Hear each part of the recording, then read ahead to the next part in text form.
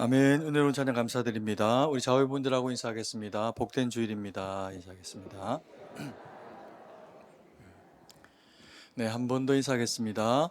주님께 감사하는 믿음의 삶이 됩시다. 이렇게 인사하겠습니다. 네, 한 5마디 넘어가니까 조금 힘드시죠? 근데 오늘이 추수감사 주일이라 저희가 하나님 앞에 감사의 마음을 가지고 또 예배드리고 하나님 영광 돌리는 일이 마땅한 것 같습니다. 바울은 믿음의 선구자입니다. 그는 하나님께 받은 그 복음을 가지고 많은 사람들에게, 또 유대인에게, 또 이방인에게 복음을 전하는 그런 그 놀라운 일들로 하나님 앞에 쓰임을 받게 됩니다. 그가 복음을 받고 난 그 이후부터는 그의 삶이 하나님을 향해서 얼마나 다름질하는 그런 그 삶이 되었던지 그를 바라보는 그 사람들이 존경하고, 또 그리고 지금까지도 바울이 남긴 그런 그 서신을 우리가 하나님의 말씀으로 받고 순종하는 그런 그 상황 가운데 이르게 됩니다. 그의 그 인생은 하나님을 향해서 믿음으로 달려가는 그런 삶이 되어지면서 숱한 많은 교회들과 또 그리고 하나님의 말씀을 그래서 남기게 되죠. 그는 그 이후에 예수님을 만난 이후에 사역을 하게 되면서 교회와 사람들을 또 섬기고 하나님의 말씀으로 그곳들을 이렇게 섬겨가면서 정말 하나님 앞에 집중된 그런 그 믿음의 삶을 살아가게 됩니다. 그 끝자락에 그가 1차, 2차, 3차 전도 여행을 하나님 앞에서 감당을 하고 사도행전의 그 모든 기록들이 다 낱낱이 기록이 되어 있습니다. 그리고 우리가 바울이 예루살렘으로 붙잡힌 바 되어져 가가지고 다시금 로마로 복음을 들고 가게 되는 그 모든 여정들을 그가 선교 여행이라고 하는 측면에서 걸은 것은 아니지만, 그러나 예루살렘으로 나아가는 그 걸음이 로마까지 가는 그 걸음이 되는 것이 비록 볼모 잡혔으나 복음을 향한 행보가 되었기 때문에 그 로마로 가는 걸음도 4차 선교다, 그렇게 이제 바라보는 관점이 있죠. 그리고 바울은 로마에 오게 투옥되어 있다가 잠깐 동안에 풀려나는 그런 그 시간들을 가지게 됩니다. 그리고는 그가 복음 때문에 결국에 단두대의 이슬로 그렇게 사라지게 되는 거룩한 이제 믿음의 삶을 살게 되는데, 그때 한 번 더 마지막으로 복음을 전했던 그 행보를 5차 선교다라고 그렇게 바라보는 관점이 있습니다. 그때 거쳤던 지역 중에 하나가 어디냐 하면 오늘 우리가 본문에서 만나게 되는 디도가 목회를 하고 있었던 이 그레데라고 하는 지역에 해당하게 됩니다. 바울은 가는 곳마다 교회를 세우고 또 그리고 하나님의 말씀을 전하면서 교회가 하나님의 뜻 가운데 바로 서기 위해서 중요한 것이 있다라고 그렇게 생각을 하게 됩니다. 그러면서 그의 그 자식과도 같은 제자 디모데와 또 디도에게 권면하기를, 너희가 섬겨가는 그런 그 교회 가운데서 너희가 그 교회를 섬길 때 중요한 것이 있다. 사람을 잘 세워라 라고 하는 그런 이제 교훈을 하게 됩니다. 오늘 우리가 읽은 이 본문의 말씀에도 보면은 감독 그리고 또 장로 이렇게 이제 표현되어져 있는 두 대상의 교회 안에 지도자 그룹들을 세울 때 어떤 관점에서 사람을 바라보고 세워야 할지에 대해서 권면을 하고 있습니다. 근데 오늘 우리가 이 말씀을 받을 때 꼭 장로 혹은 감독 이런 표현이 아니어도 하나님이 하나님의 몸된 교회를 섬기기 위해서 리더로 세우는 우리 모두가 잠정적인 다 리더고, 아니 현재 살아가는 그 모든 삶의 영역에서 믿음으로 우리가 영향력을 발휘하고 살아가고 있다면 나는 이름으로 불려서 리더이든 리더가 아니든 모든 그리스도인들은 다 영향력의 사람이라는 겁니다. 그래서 하나님이 사용하시는 영향력의 사람이 어떤 사람인지를 우리가 본문의 말씀을 통해서 깨닫고, 내게 부족한 부분이 있다면 채우고 잘하고 있는 부분이 있다면 더 보강해서 하나님 앞에 쓰임받는 영향력의 사람으로 세워지는 그런 그 시간들이 되기를 소망합니다. 우리가 믿음으로 하나님의 말씀에 서 있을 때 빛되고 소금된 그 역할을 통해서 내게서는 하나님이 하시고자 하시는 그 일들이 드러나게 됩니다. 그게 이제 영향력이 되어져서 우리의 표정 하나, 말투 하나, 생각하는 것 하나하나가 모두 다른 사람들에게 혹은 교회에 선한 그런 그 하나님의 일하심의 방편이 될 수가 있다는 거죠. 그 하나님의 일하심의 방편, 영향력이 드러나야 되는 첫 번째 지경이 어디냐 하면 성경은 그것이 가정이다라고 그렇게 이야기를 하고 있습니다. 그래서 그리스도인이 하나님 앞에 일꾼으로 세워질 때 그를 검증할 때 첫 번째로 이 사람이 정말 괜찮은 사람이다 아니다를 분별하게 되는 그 시금석으로 그의 가정을 돌아봐라 라고 그렇게 디도에게 권면의 말씀을 하고 계시는 겁니다. 한 사람이 가정에서 태어나서 살아가게 됩니다. 그러다 보니까 한 사람이 태어나서 가장 영향을 많이 받는 곳은 가정입니다. 사람이 어떻게 영향력을 받게 될까요? 당연히 교육이라고 하는 과정을 통해서 아이 때 엄마의 뱃속에서부터 태교로 교육을 받고 그리고 또 몸 밖으로 나오고 난 이후에도 수많은 교육과 또 그걸 원하든 원치 않든 말을 들으면서 말을 교육받기도 하고 모든 인생이 살아가는 그 삶이 교육 가운데 이루어지게 됩니다. 그래서 배운 자와 못 배운 자가 더 많은 정보를 그 마음에 가져 있는 것을 통해서 분별이 되어지기도 하죠. 이 가정은 그런 우리가 교육을 받게 되는 그 교육이라고 하는 것에 가장 첫 번째 발자국이 이루어지고 있는 곳입니다.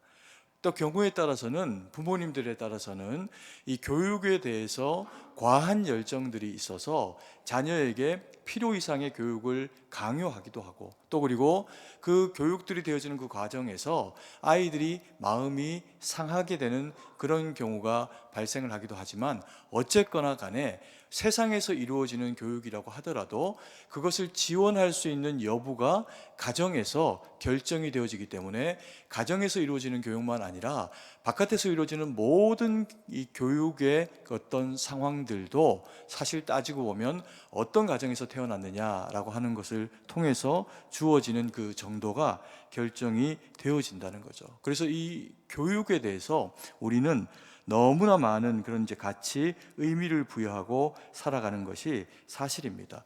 그런데 누구라고 하더라도 세상 가운데 태어났다고 하면 뭐 유명한 대학, 더 좋은 어떤 교육의 환경이나 학원이나 이런 부분을 배려받고 또 그리고 다니지 못한다고 하더라도요, 우리는 누구 한 사람 교육에서 예외되어 있는 사람은 없습니다. 그리고 또 어떤 면에서는 좋은 어떤 그런 그 대학을 들어가고 학교를 다니고 그것보다도 훨씬 더 중요한 교육은 가정에서 이루어집니다. 그것을 우리가 뭐라고 하죠?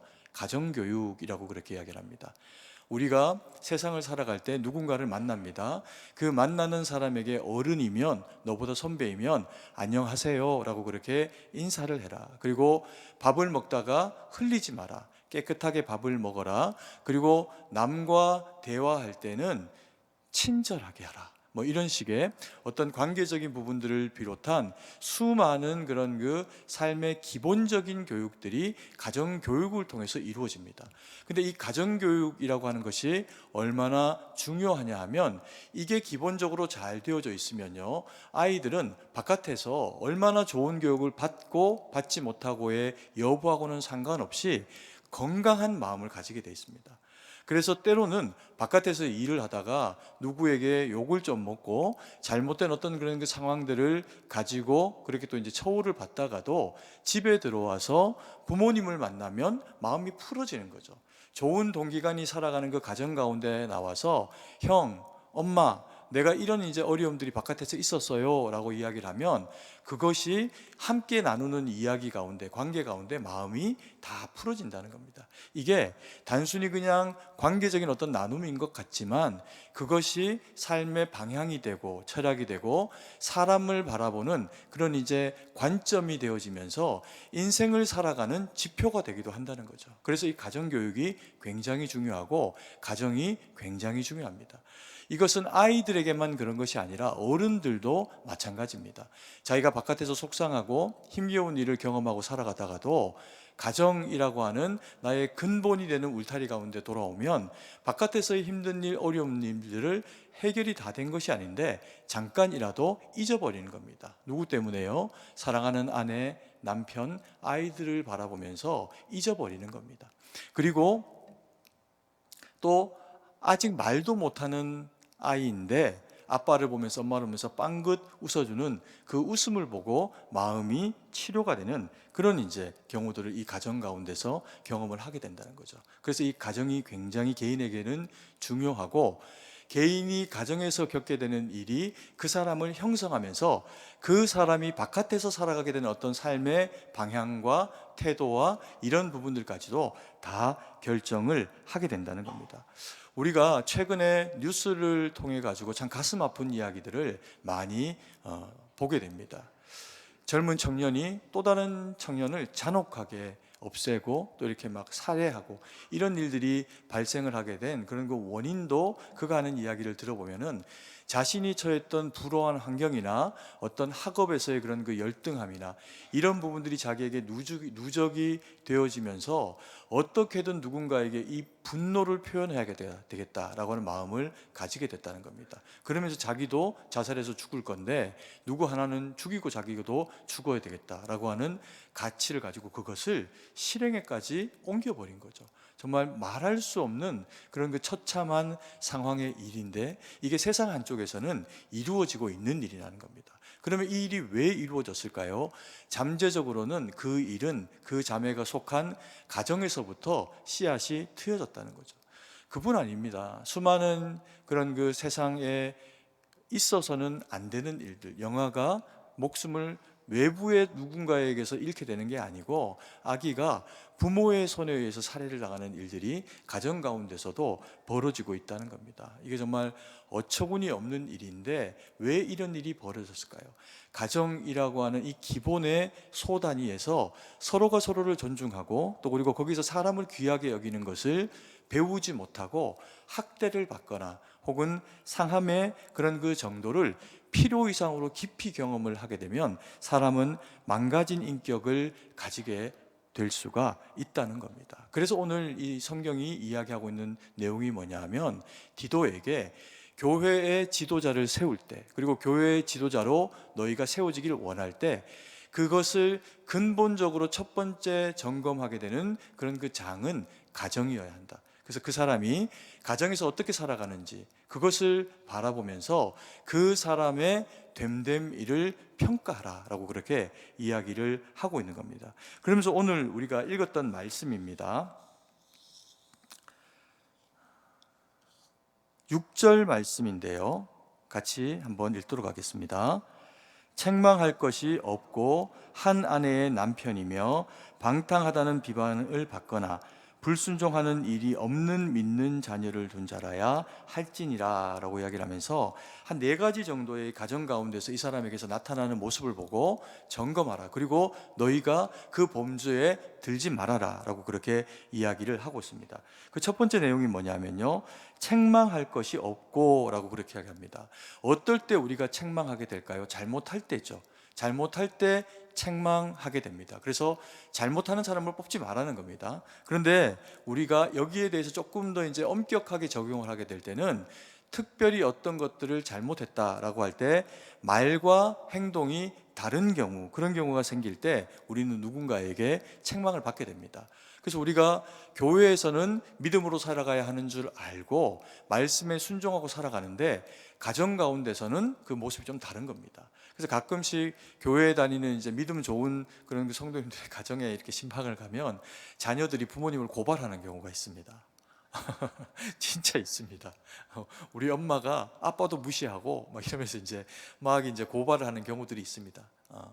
그래서 책망받을 것이 없어야 한다라고 그렇게 이야기를 합니다. 그리고 한 아내의 남편 이렇게 이야기를 하죠. 그래서 외도나 그런 그 악한 어떤 상황들을 가족 구성원 가운데서 만들지 않는 그런 그 사람이어야 한다라고 그렇게 이야기를 하고 있습니다. 왜 그럴까요? 책임감이죠. 서로에 대해서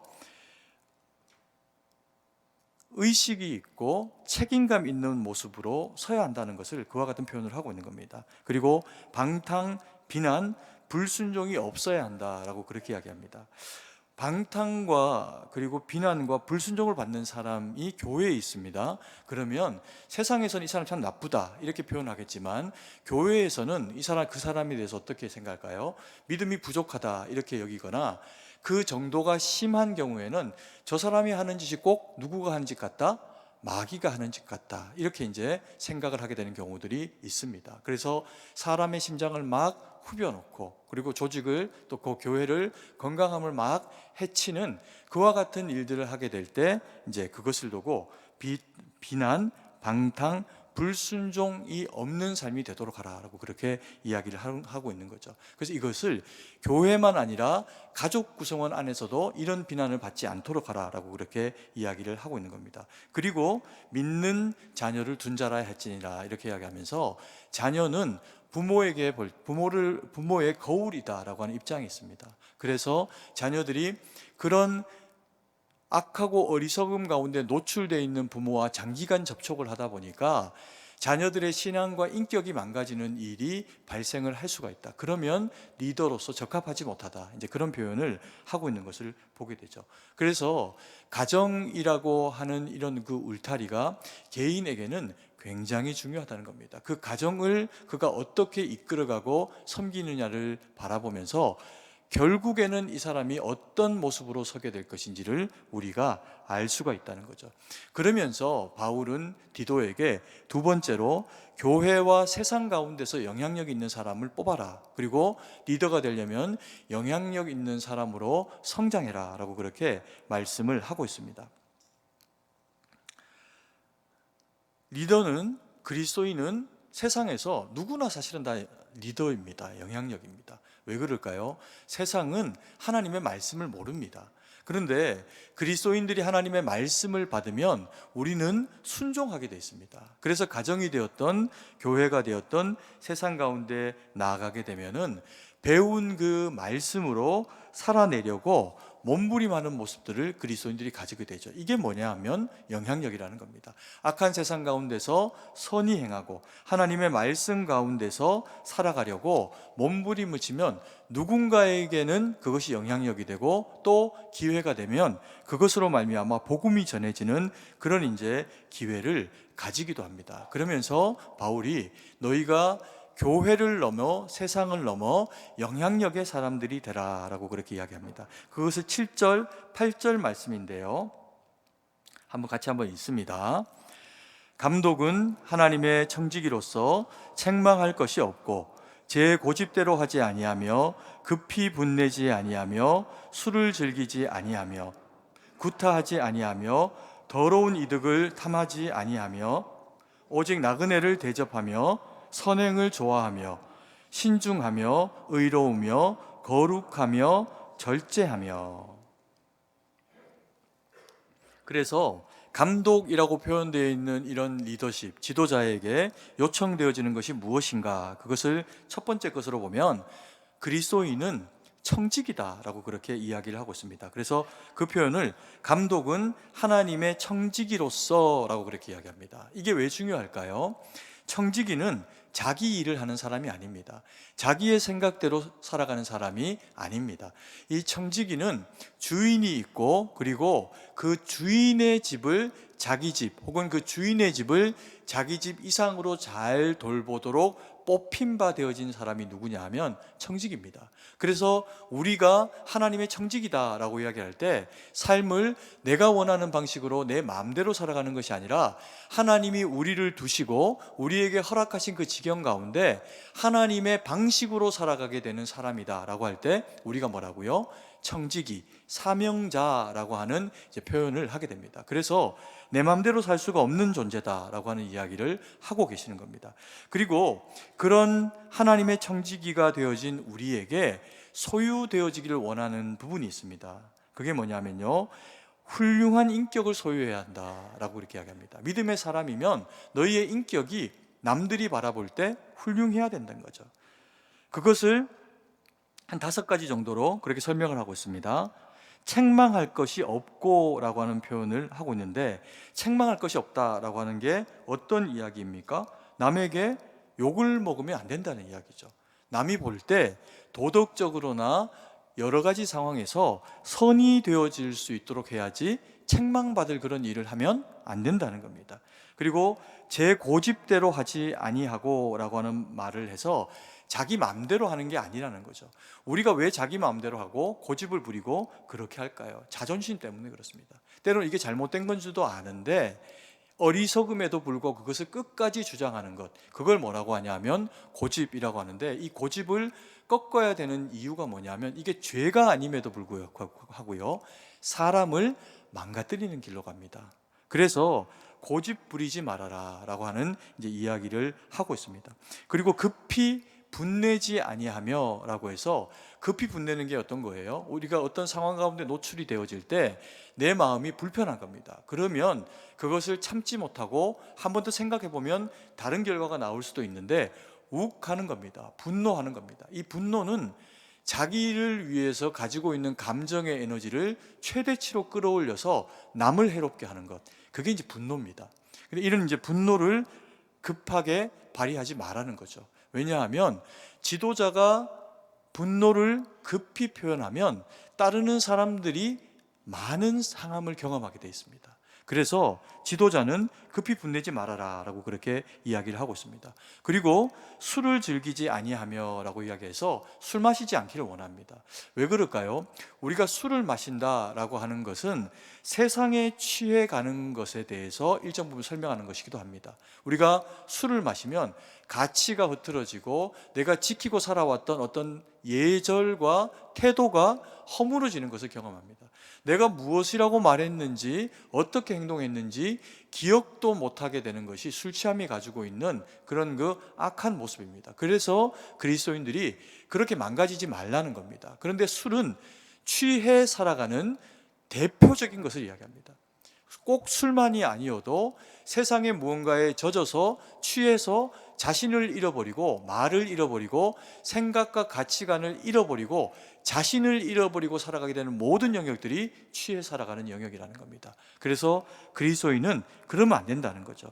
그리고 구타하지 아니하며 라고 표현을 해가지고 남을 강포하거나 어렵게 만드는 그런 그 상황 가운데 들지 말아라. 남이 볼 때 그러면 네가 아무리 정당해도 누군가를 구타하거나 폭력으로 어떤 것들을 성취해내면 네가 하는 일이 아무리 옳은 일이어도 그릇된 일로 평가받게 된다. 그래서 우리로 하여금 지도자라고 하면 이런 모습을 지키고 살아가라 라고 하는 인격적인 부분에 있어서 주요한 것들을 우리에게 그렇게 말씀을 하고 있습니다. 그리고 또 이야기합니다. 높은 수준의 도덕성과 사회적인 기대감, 책임감이 그리스도인 리더들에게는 요구됩니다. 쉽지 않은 이야기죠. 그 첫 번째 게 뭐냐면요, 더러운 이득을 탐하지 마라 이렇게 표현합니다. 더러운 이득이 뭘까요? 우리가 일반적으로 살아갈 때 누구도 손해나면서 살아가고 싶어 하지는 않습니다. 그리고 손해보면서 살아가는 게 잘하는 일도 아닙니다. 남에게는 잘하고 내게는 손해나는 일을 하면 내 가족들이 힘들어집니다. 그래서 이득이 나도록 살고, 그리고 땅에 씨앗을 하나를 심었으면 30배, 60배 혹은 100배의 결실을 맺는 삶을 살아야 하는 것이 당연하고 잘하는 삶입니다. 그러면 오늘 이제 성경에서 이야기하는 크리스찬 리더들이 빠지지 말아야 될 것, 근데 여기서 뭐라고 이야기하냐면 그냥 이득이 아니라 더러운 이득입니다. 악한 짓을 해서, 남에게 덕이 되지 못하는 일을 해서, 거짓말을 해서, 남을 속여서 그것이 너에게 유익이 되고 이득이 되어져야 되는 어떤 상황에 처해야 된다면 그것을 선택하지 말아라 라고 그렇게 우리에게 말씀을 하고 계십니다. 왜 그럴까요? 그리스도인의 빛됨의 모습이 가리워지기 때문에 그렇습니다. 과정도 결과도 결과만 좋다고 다 잘했다 평가받지 못하는 것이 믿음의 세계라는 거죠. 그래서 우리를 향한 하나님의 평가, 성도들의 평가는 더 냉정합니다. 세상에서는 그래서 뭐 무슨 일을 하든 수단과 방법을 가리지 않고 부자만 되면 다 괜찮을 것 같은데, 그리스도인들은, 선한 사람들은 그것을 보고 선하다라고 생각하지를 않는다는 거죠. 그래서 교회 지도자는 더러운 이득을 탐하면 안 된다라고 그렇게 이야기합니다. 그리고 오직 나그네를 대접하며 라는 표현을 통해 가지고 이게 왜 필요할까요? 지도자는 사람을 귀하게 여겨야 된다는 겁니다. 나그네마저도 귀하게 여기니 함께 살아가고 있는 지체들에게는 얼마나 덕이 되고 얼마나 선이 되겠습니까? 그래서 그 다음 구절에 보니까 선행을 좋아하며 라고 이야기를 해서 악행하지 말고 어떤 일들을 이루어낼 때 과정도 좋아야 한다. 그게 선행입니다. 결과도 좋아야 하지만 그 과정까지도 다 하나님 보시기에 납득이 되고 다른 사람들에게 칭찬받는 일이 되도록 하는 것, 그게 선행이라는 겁니다. 그래서 그리스도인은 그렇게 살아야 된다, 그렇게 말씀하고 있습니다. 그리고 신중하며 의로우며 거룩하며 절제하며, 이건 이제 어떤 의미의 그리스도인 리더들이 가져야 될 모습일까요? 우리가 표현하는 것에 모든 것은 한계가 있습니다. 완전하신 분은 주님밖에 없습니다. 우리는 다 불완전합니다. 그래서 우리가 생각하는 것, 결정하는 것, 선택하는 것에는 다 개인 편차도 있고 완벽한 더 좋은 것을 선택할 수가 없습니다. 그때 하나님 보시기에 더 옳고 선하고 좋은 것을 선택하기 위해서 불완전하고 부족한 우리가 염두해야 되는 선택의 방식, 그게 뭔가? 그게 신중함이라는 겁니다. 그리고 진짜 의로운가? 네가 지금 선택하는 이 선택이 교회를 위해서, 너를 위해서 의로운가 점검하라는 겁니다. 그리고 그것이 마땅히 하나님의 거룩을 드러내는가? 그리고 이것을 위해서, 이렇게 표현하기 위해서 너는 말과 행실에 절제하고 있는가? 이것들이 이루어져서 인격적으로 사회적인 책임 가운데 다 높은 수준의 가치를 가지고 있는 자를 교회의 리더로 세우라는 거죠. 그래서 교회는 사실 굉장히 엄격합니다. 쉽지가 않습니다.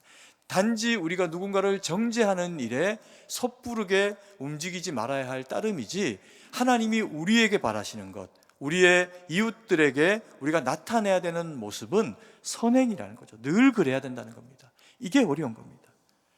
그런데 그래서 세 번째, 주님이 우리에게 하고 계시는 말씀이 있는데, 이런 모든 의로움과 절제와 신중함을 행하되 너희가 가지고 있는 가치의 기준에서 하지 말라는 겁니다. 그건 누군가에게는 악처럼 보일 수도 있다. 인색함으로도 보일 수 있고 어리석음으로도 보일 수 있다. 그래서 너희가 마땅히 모범으로 취해야 될 선택과 결정의 가치의 기준이 있다. 세 번째, 그게 무엇이다? 바른 교훈으로 무장되어져라, 이렇게 이야기를 하고 있습니다. 9절 말씀입니다. 같이 한번 읽습니다. 믿은 말씀의 가르침을 그대로 지켜야 하리니 이는 능히 바른 교훈으로 권면하고 거슬러 말하는 자들을 책망하게 하려 함이라. 어떤 의미일까요? 사람이 하나님 없이 선할 수 있을까요? 하나님을 안 믿는 사람이 선할 수 있습니까? 우리보다 더 착한 분들이 계세요. 그렇지 않습니까? 예수님 안 믿는데도 불구하고 도덕적으로 굉장히 양심에 그릇 행하지 아니하는 분들이 계십니다. 그럼 그런 얘기일까요? 하나님 없이 선하게 되어지는 일이, 이것조차도 따지고 보면 사실은 하나님이 일반 은총 가운데 우리에게 흘려보내 주신 하나님의 형상을 닮은 일정 부분의 영역입니다. 그래서 안 믿는 사람들도 예수님이 없지만 옳은 가치의 의로운 판단을 할 수 있는 근거가 형상으로 지어졌기 때문입니다. 그 흔적이 남아있는 거죠.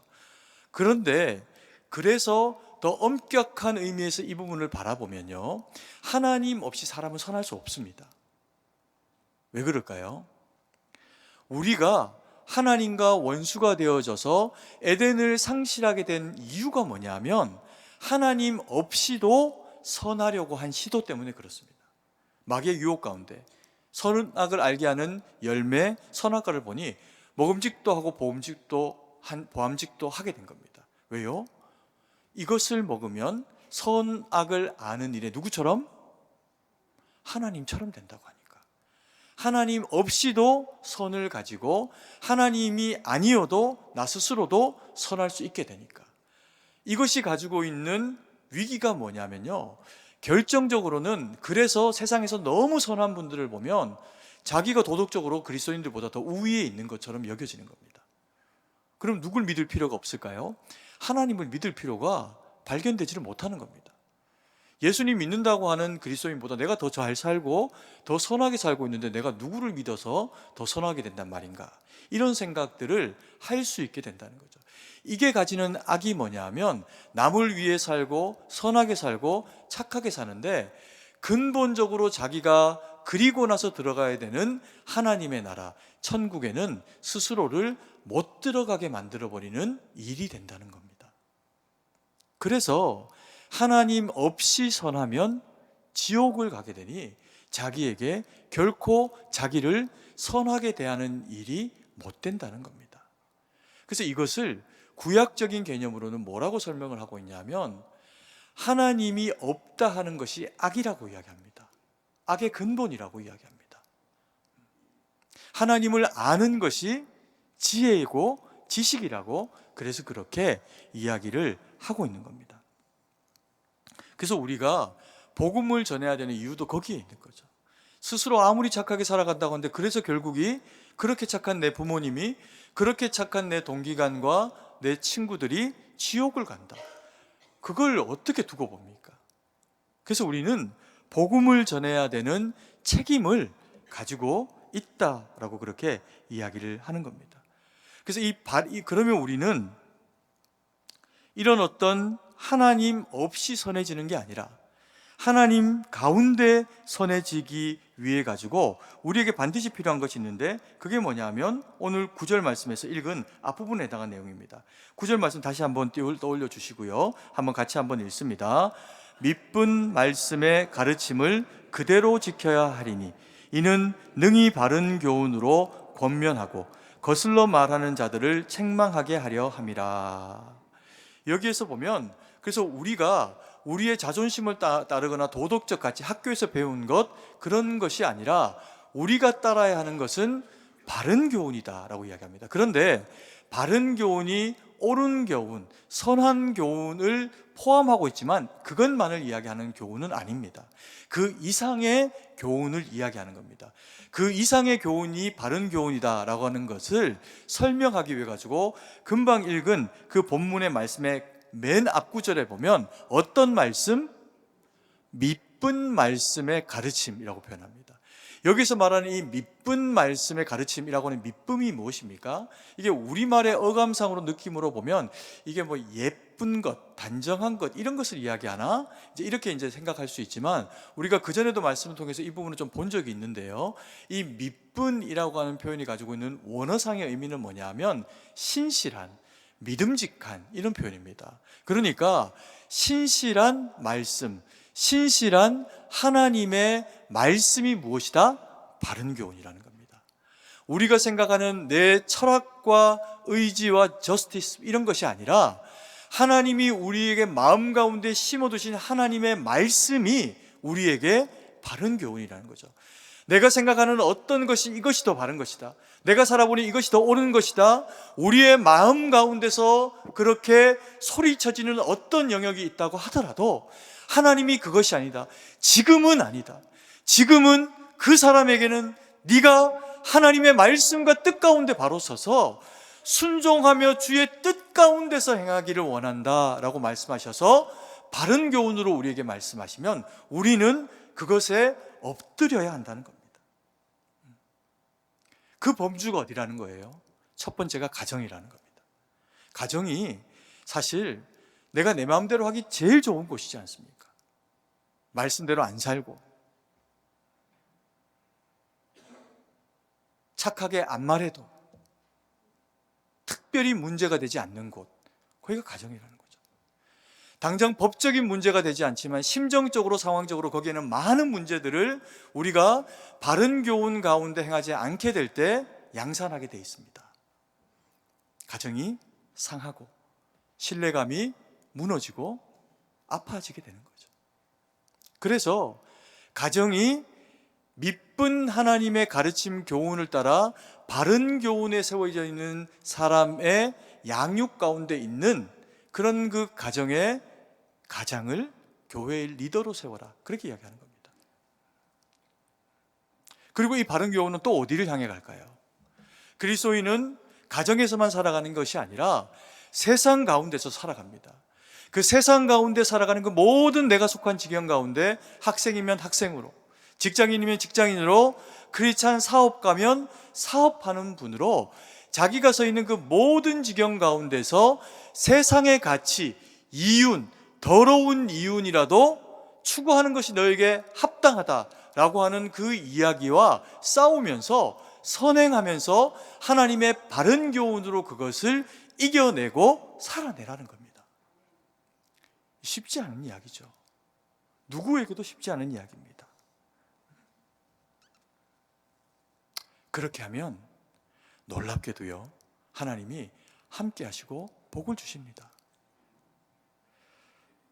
근데 우리가 이 하나님의 미쁘신 교훈, 바른 교훈을 거절하게 만드는 우리 마음의 장치가 있습니다. 죄인의 습성을 가지고. 그게 뭐냐면요, 고집이라고 하는 겁니다. 7절 말씀입니다. 같이 한번 읽습니다. 감독은 하나님의 청지기로서 책망할 것이 없고 제 고집대로 하지 아니하며 급히 분내지 아니하며. 여기까지 읽겠습니다. 감독은 하나님의 청지기, 사명자입니다. 그래서 책망할 것이 없이 바람직하게 살아가는 사람이어야 합니다. 그런데 또 그 다음 배 보니까 어떤 사람이어야 해요? 제 고집대로 하지 아니하는 사람이어야 합니다.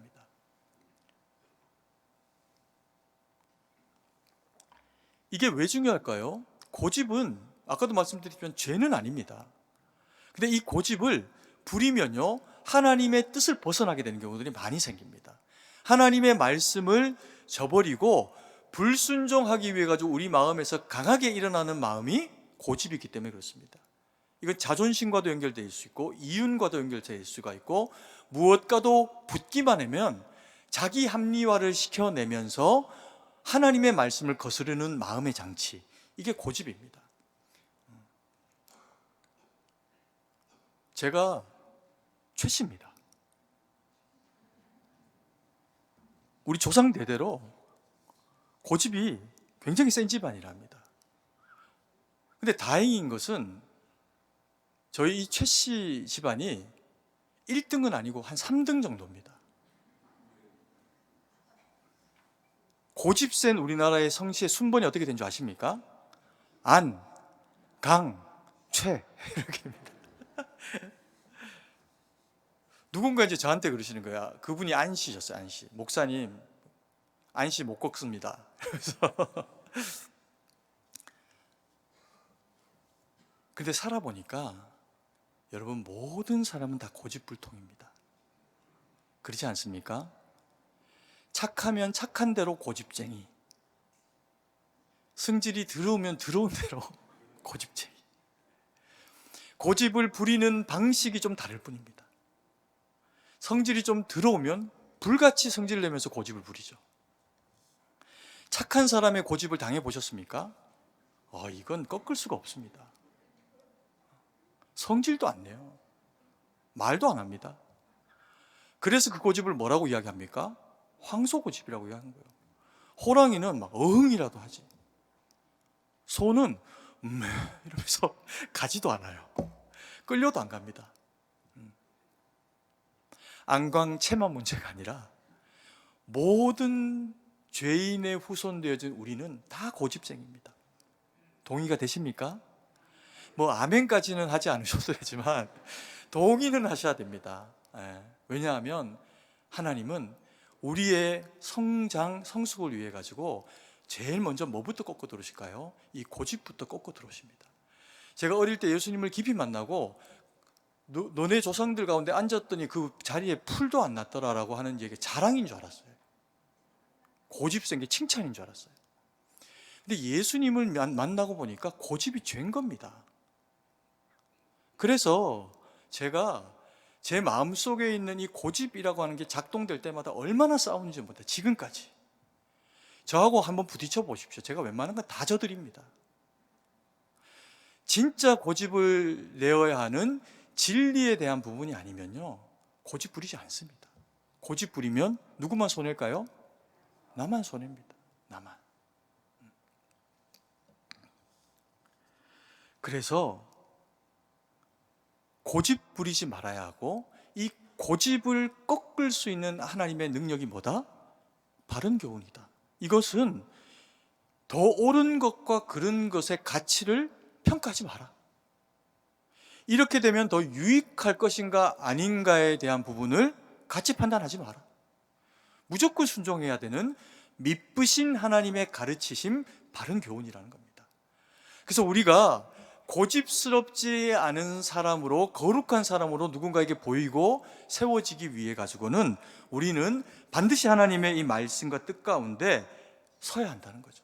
그러면 우리에게 어떤 마음이 나타날까요? 우리가 고집을 부리고 싶을 때가 있습니다. 근데 그때 하나님의 마음으로 기도하며 돌아보면 내가 양보해야 될 때가 있거나 아니면 내가 물러서는 게 맞을 때도 있는데, 이때 바른 교훈이 주장하지 못하면 자존심이 훅 하고 올라오면서 망할 줄 아는데 그걸 합니다, 사람은. 그때 어떻게 해야 될까요? 이 바른 교훈의 자기를 꺾고 순종해야 하는 거죠. 또 반대도 있습니다. 고집을 부려야 될 때도 있습니다. 근데 두렵고 힘들고 대가를 지불해야 되는 것처럼 보이는 어떤 상황이 되면 사람들은요, 자기 안에 있는 그 고집을 꺾어버립니다. 왜요? 그것이 자기에게 유익이 된다 생각하니까. 근데 하나님의 말씀이 우리에게 뭐라고 이야기합니까? 그때 너희의 마음을 바른 교훈으로 무장하며 지켜내라. 요즘 젊은 친구들이 하는 표현으로 하면 꺾이지 않는 마음을 가져야 된다는 겁니다. 이 꺾이지 않는 마음은 내 마음이 아니라 바른 교훈이어야 한다는 거죠. 그러면 우리가 못 이길 세상도, 우리가 못 이길 나라도, 우리가 못 이길 누군가도 주님이 이기시면서 일해 오신다는 거죠. 이것이 우리에게 유익하다는 겁니다. 그래서 이런 바른 교훈이 우리에게 온전함으로 이루어지기 위해 가지고 우리가 해야 되는 작업이 있는데요, 그게 다른 게 아니라 말씀을 사모하는 겁니다. 우리가 시편의 말씀을 가지고 한 6개월 동안에, 시편 119편인가요? 그 말씀을 가지고 우리가 6개월 동안을 하나님의 말씀을 바라봤었던 때가 있습니다. 읊조리라. 다른 말씀, 매주 똑같은 말씀. 읊조려라. 소가 반추하듯이 하나님의 말씀을 되뇌이고 묵상하고 순종하라. 그게 읊조리는 거죠. 그러면서 저희 교회가 바른 교훈을 위해서 선택한 일이 있습니다. 작년 봄부터 저희가 큐티를 하기 시작했습니다. 큐티책을 정하고, 그 전부터도 개인적으로 큐티를 하신 분들이 계셨지만 교회가 전체적으로 하기 시작한 것은 이제 작년부터입니다. 그런데 이게 우리 교회에 많은 변화를 가져오는 시작이 됩니다. 어떤 면에서요? 큐티를 시작을 하게 되면서 새벽 예배에 참석하는 모든 분들은 큐티 본문으로 새벽 예배 말씀을 듣습니다. 그러니까 큐티를 하든 안 하든 새벽 예배 오시면 무조건 큐티를 하게 되는 겁니다. 그리고 여러분들이 모르고 계셨을 수도 있지만 그 이후에 또 하나의 변화를 우리 교회가 가집니다. 그게 뭐냐면요, 큐티를 시작하고 난 이후에 제가 금요 기도에 전하던 말씀의 본문을 바꿨습니다. 그전에는 시편으로 하다가 시편을 멈췄습니다. 그리고 큐티 본문을 가지고 금요 기도회를 하기 시작했습니다. 모르시는 분도 계실 거예요.